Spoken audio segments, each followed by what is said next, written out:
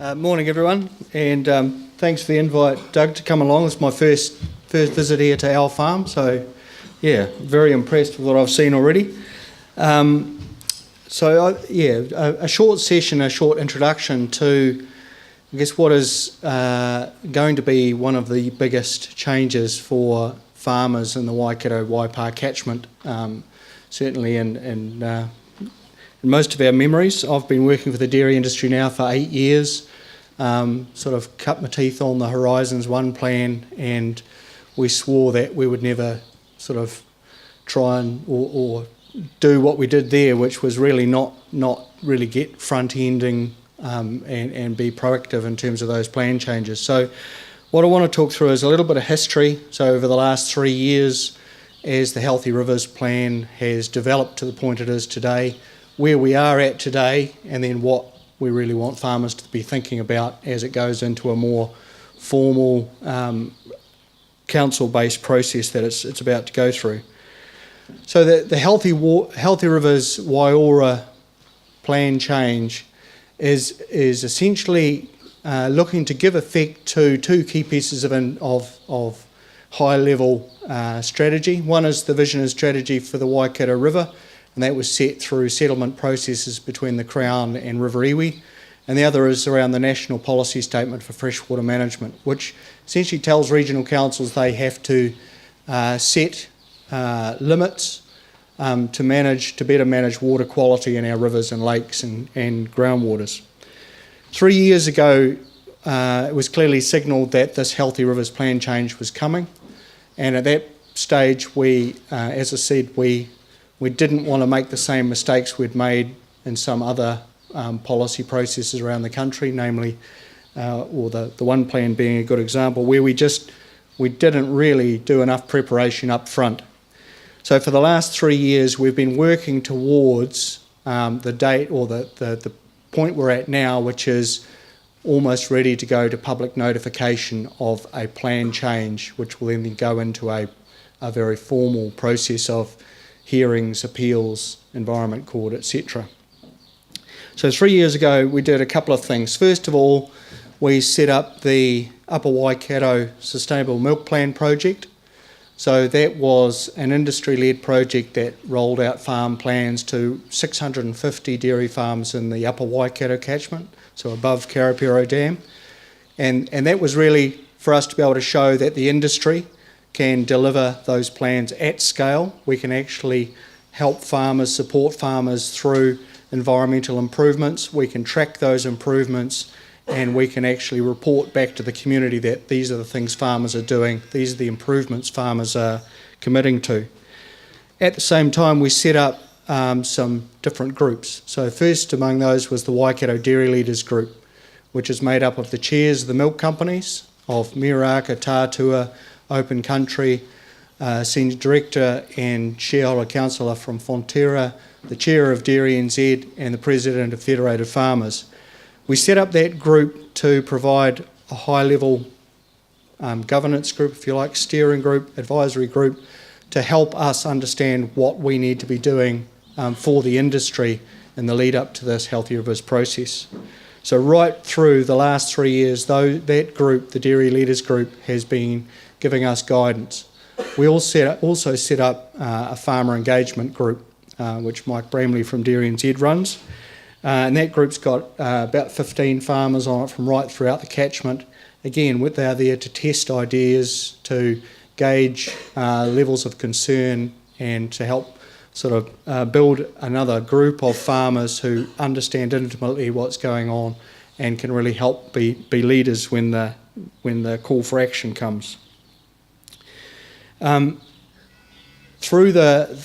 the last 2.5 years, the regional council set up a collaborative stakeholder group, and that group was tasked with identifying, essentially building that plan change.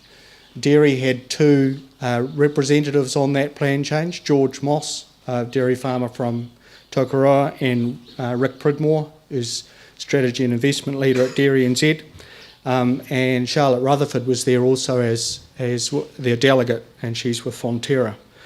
So right through the process of developing that plan through a collaborative process, through that collaborative stakeholder group, those dairy representatives have been there working to make sure that the Healthy Rivers plan change addresses the issues, solves the problems that the community wants solved, and makes sure that everybody is essentially doing their fair share. What we wanted to make sure, as has happened in other parts of the country, is we wanted to make sure that there wasn't a singling out of dairy.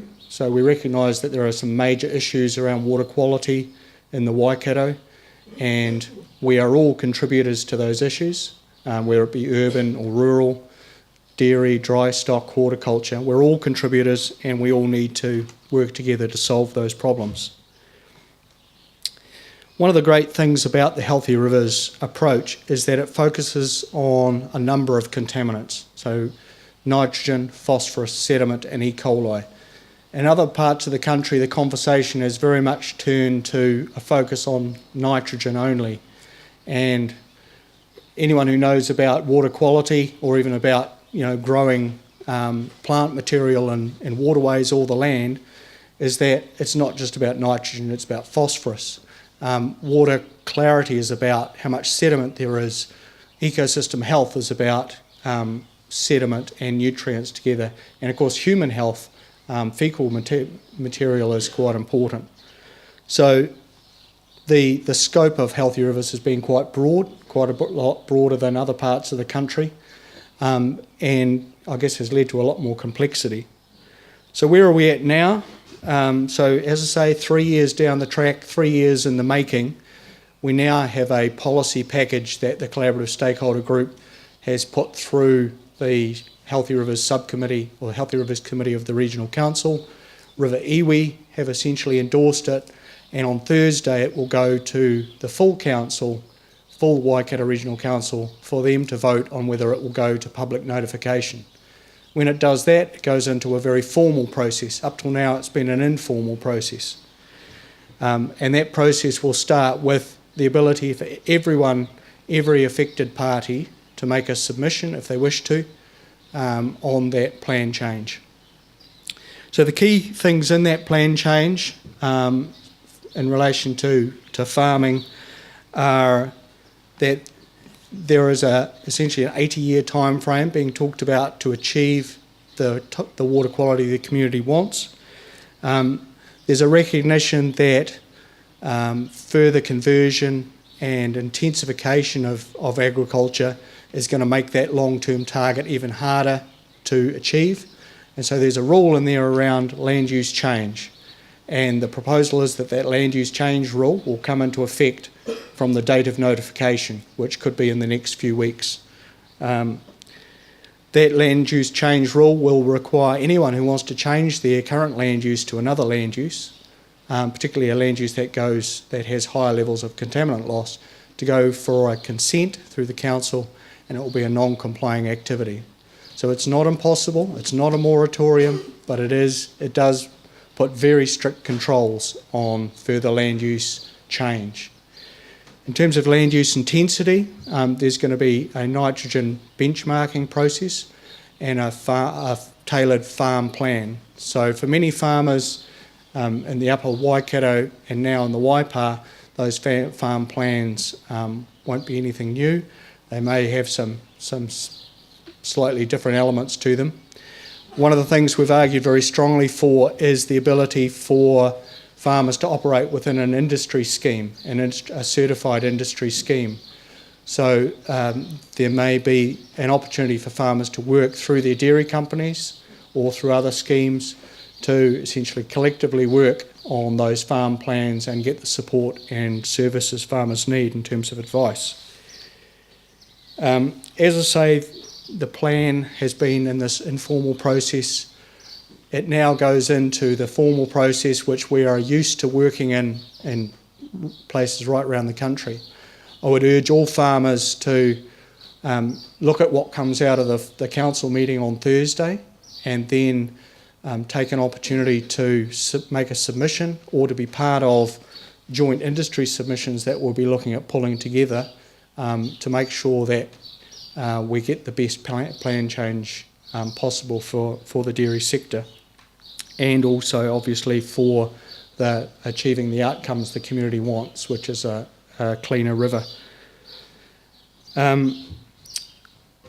There is quite a lot of concern out there. We're hearing a lot of concern from farmers, from not just from dairy, but across different sectors, horticulture, dry stock, dairy, about some of the elements in the plan change that are being put forward, particularly the land use change rule, also around stock exclusion, particularly for hill country farming, and the nitrogen benchmarking stuff. So there are a lot of concerns out there, and we want to capture those, and we're working on setting out a whole range of engagement events with farmers so we can hear your concerns and feed those back to the council through that submission process. So Doug, I know it's a very quick and hopefully not too dirty overview, but I would really be keen to hear if anyone's got some really key concerns that they want me to note and take back to, particularly to the Dairy Leaders Group. Any quick questions, anyone, or things you want to raise? What you said in benchmarking, what's that and how will that be done? So the end benchmarking is essentially saying, so first of all, you're going to need to provide the regional council with information about your current farming operation. So it's called a registration process. And that will happen, I think it's late 2018, early 2019. And at the same time, there'll be a nitrogen reference point. Now, the years that they're talking about are 2014, 15 and 15, 16 as the basis for that nitrogen reference point. And farmers can take, in terms of a nitrogen reference point, so you put your farm data through Overseer and you come up with an end leaching number. The higher of either of those 2 years can be chosen as your nitrogen reference point. Again, in terms of us preparing people for this sort of things, you'll all be aware, for those of you who are, well, I think any dairy companies, you'll be aware of the Sustainable Dairying Water Accord and the company requirements around providing nutrient data back to the dairy companies. This is about us starting to build those sorts of information data sets to get ahead of things like this. Mike, I've got a question. How will farmers who don't attend meetings like this? How will farmers who don't attend meetings like this, and perhaps it's a question Bala might like to answer, get to know about what requirements they need to? Well, I think as industry good, as the industry good body, and all the other people that are here who support dairy farmers, including the dairy companies and rural professionals, that we need to make sure that every farmer is aware of it, and so that means more than just running events like this. We set out that we didn't want any farmers to get a nasty surprise when this plan comes out. Now the plan will probably take another, let's say, 3 years to complete the process. We want to make sure every farmer is well aware of what that plan contains, and we want to make sure every farmer has the opportunity to give voice to their concerns, because that was our big problem in Horizons. We had a whole lot of farmers at the end of the process who said, I had no idea this thing was coming, and that means we've failed to do our job. Does the conversion rule apply to everybody? So from me as a forestry owner, I can't convert it to dairy, but does that rule apply to land court? Yes, yeah. So essentially, if you're wanting to change land use, and there's sort of a scale from forest to grazing animals, and their dry stock up to dairy, and then horticulture at the top of the scale. So if you're wanting to convert from dairy to horticulture, you would need to go through that non-complying rule process. So that will capture everybody. Mike, given the variances that we seem to be getting in Overseer, will Dairy NZ be requesting any more investment in Overseer to make it more accurate than it is at the moment, given that this is going to determine farm nitrogen and P levels? Absolutely. So we've got a trial going at the moment to address quite a significant issue, which is in the calibration data set of overseer. There aren't high rainfall sites.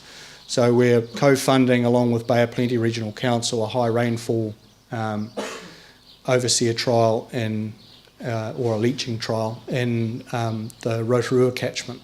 So the farmers there have asked specifically, is overseer transferable to our situation, pumice soils, high rainfall, and so that piece of work is being done. So absolutely, I think there are things that we will be investing in.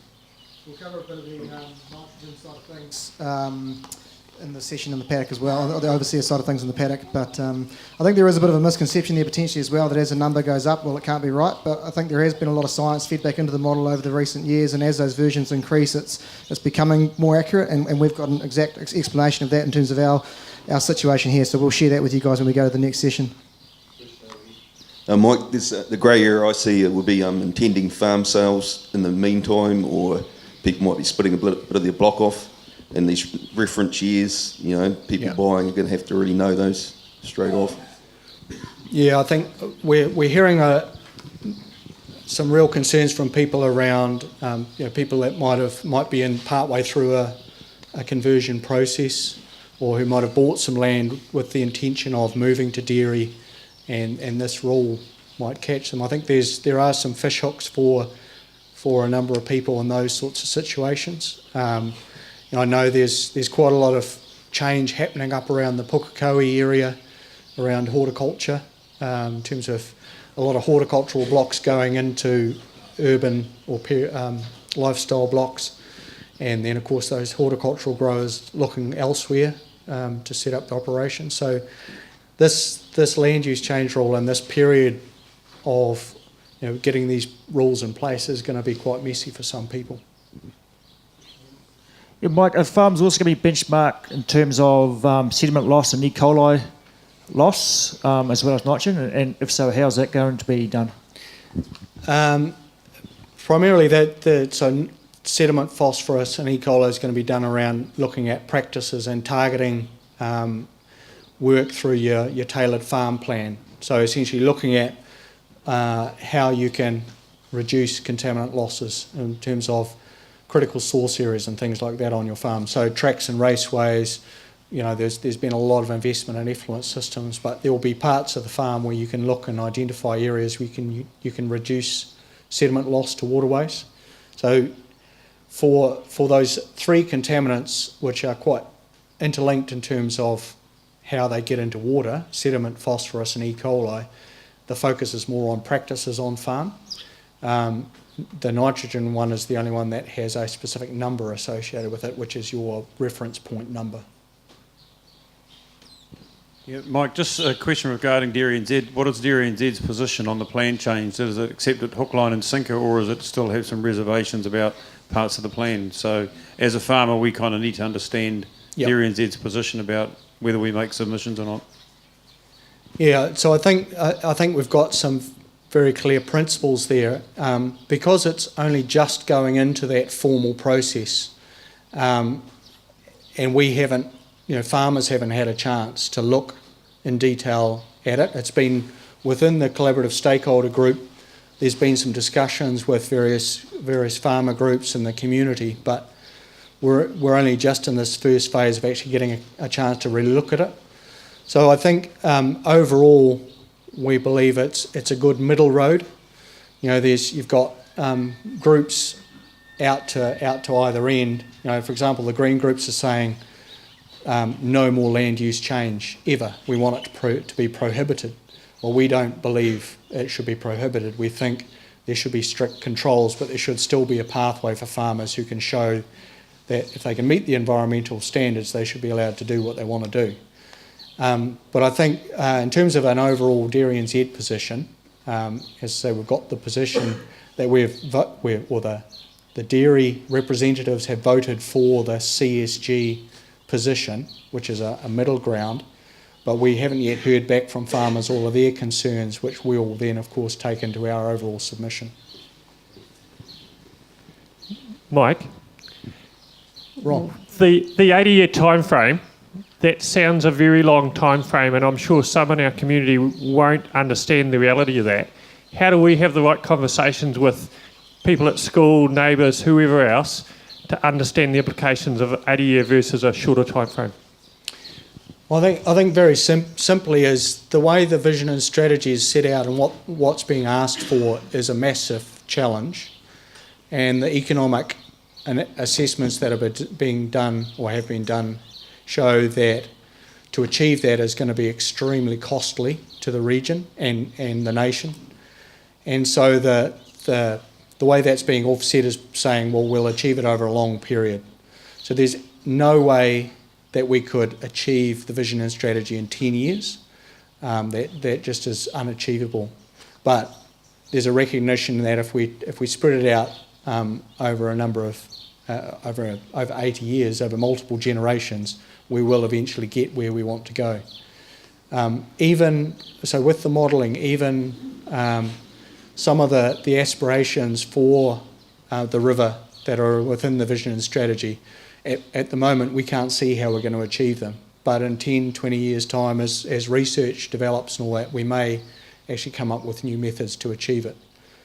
So for the community, achieving it is going to be very costly, and we can't bear that cost all in the next 10 years, so we've got to spread it out over time.